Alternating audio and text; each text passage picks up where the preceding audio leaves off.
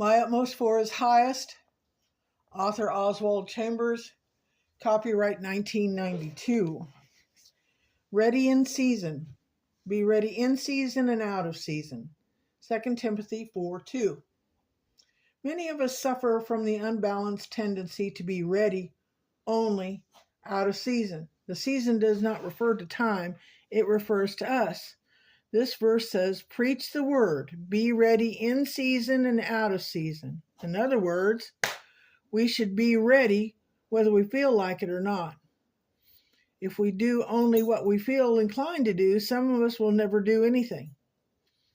There are some people who are totally unemployable in the spirit realm. They are spiritually feeble and weak, and they refuse to do anything unless they are supernaturally inspired. The proof that our relationship is right with God is that we do our best whether we feel inspired or not. One of the worst traps a Christian worker can fall into is becoming obsessed with his own exceptional moment of inspiration. When the Spirit of God gives you a time of inspiration and insight, you tend to say, now that I have experienced this moment, I will always be like this for God. No, you will not, and God will make sure of that. Those times are entirely the gift of God. You cannot give them to yourself when you choose. If you say you will only be at your best for God, as during those exceptional times, you actually become an intolerable burden on Him. You will never do anything unless God keeps you constantly aware of His inspiration to you at all times. If you make a God out of your best moments, you will find that God will fade out of your life, never to return until you are obedient in the work He has placed closest to you, and until you have learned not to be obsessed with those exceptional moments He has given you. The supreme climb. Take now your son and offer him as a burnt offering to me on the mountains on which I tell you. Genesis 22:2.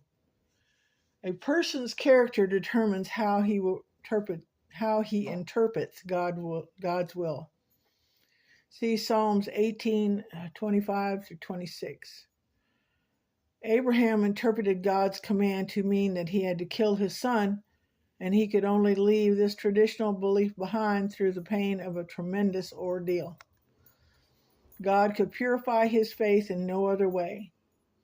If we obey what God says according to our sincere belief, God will break us from those traditional beliefs that misrepresent Him. There are many such beliefs which must be removed. For example, that God removes a child because the mother loves him too much. That is the devil's lie and a travesty of the true nature of God. If the devil can hinder us from taking the supreme climb and getting rid of our wrong traditional beliefs about God, he will do so. But if we will stay true to God, God will take us through an ordeal that will serve to bring us into a better knowledge of Himself. The great lesson to be learned from Abraham's faith in God is that he was prepared to do anything for God. He was there to obey God, no matter what contrary belief of his mind he might be violated by his obedience. Abraham was not devoted to his own convictions, or else he would have slain Isaac and said that the voice of the angel was actually the voice of the devil. That is the attribute of a fanatic. If you will remain true to God, God will lead you directly through every barrier and right into the inner chamber of the knowledge of Himself.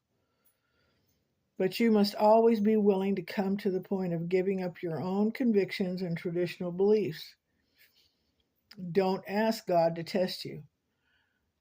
Never declare, as Peter did, that you are willing to do anything, even to go, both to prison and to death. Luke 22:33.